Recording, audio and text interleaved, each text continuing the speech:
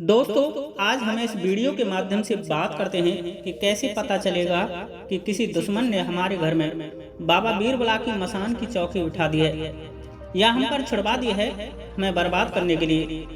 इसकी क्या पहचान होगी, क्या हमें संकेत मिलेंगे, किस तरह के रोग बाबा घर में पैदा करेंगे, आइए जानते हैं।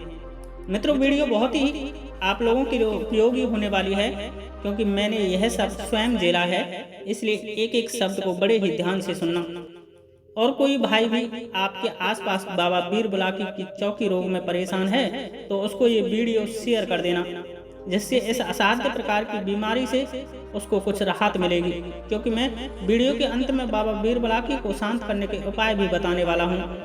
तो आइए जानते हैं बाबा बीरबला के रोग में आपके घर पर होने के संकेत। पहला जो संकेत है वह है आपको स्वप्नों के माध्यम से कुआं, तालाब, नहर, नदी, समुद्र, पोखर, पानी से संबंधित जगह दिखेंगी। आपको दिखेगा कि आप इन जगहों पर डोल रहे हैं, आप पानी में डूब रहे हैं, पानी बहुत ही गंदा है और उसमें बहुत ही गंदी गंदी वस्तु पड़ी हुई हैं। आप किसी तालाब के घाट पर बैठे हुए देखेंगे, कुएं में पानी दिखेंगे तो पानी ऐसा लगेगा कि कुएं में से पानी ऊपर की तरफ भग रहा है। और नदी, नाले, नहर, बम्बे, इनका पानी देखेंगे तो आपको ऐसा लगेगा जैसे बाढ़ आ रही है। दूसरा जो संकेत है वह है यदि बाबा बीरबला को आपके घर पर पूरे डाले के साथ बिठाया गया है, अर्थात उनके साथ जितने भी देवता हैं उनको साथ बिठाया गया है, तो वहाँ क्या है कि माता फूला उसकी अगवानी करती है। तब आपको सपनों में एक औरत और उसके साथ 2 बच्चे दिखाई देंगे।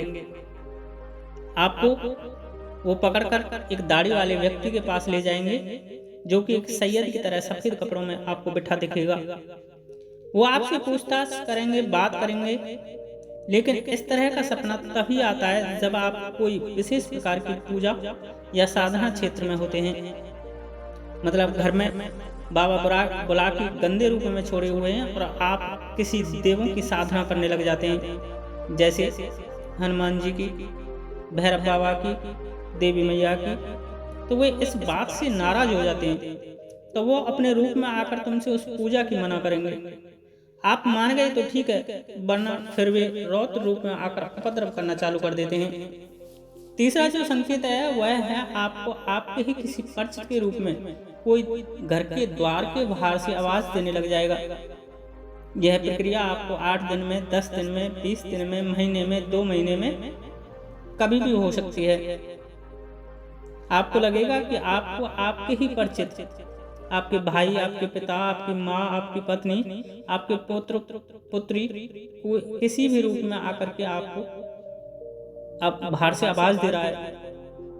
चौथा जो संकेत है वह है आप जितनी भी पूजा पाठ करेंगे उतने ही दुखी रहेंगे, उतनी ही परेशानी घर में चालू हो जाएगी और खासकर लड़ाई झगड़ा जो कि रौद्र रूप ले लेगा।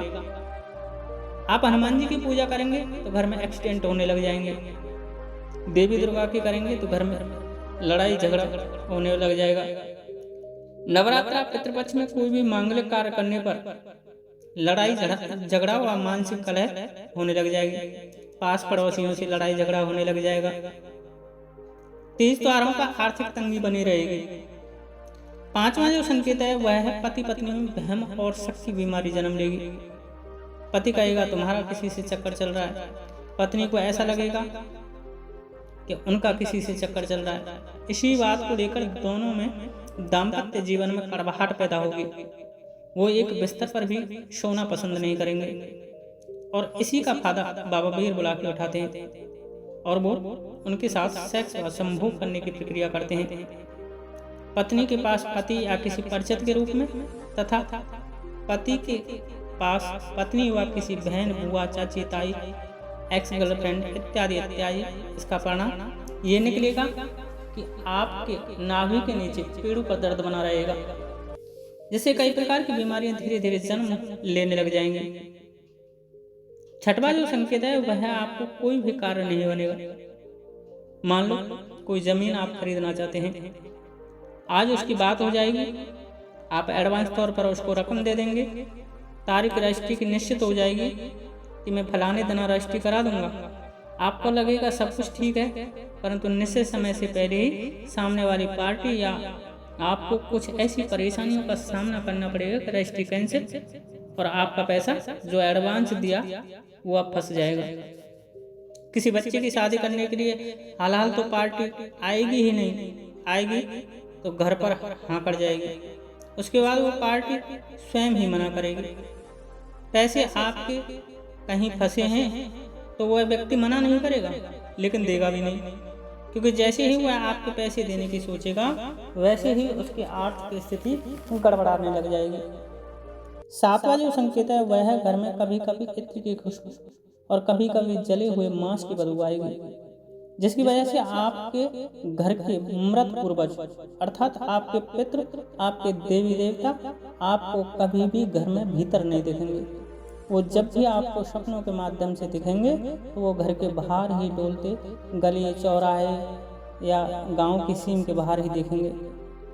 और भी बहुत संकेत बाबा पीर बुला की मसान की चौकी रोग में होने पर दिखाई देते हैं, जो कि मैं आपको अगली आने वाली वीडियो के माध्यम से बताता रहूँगा।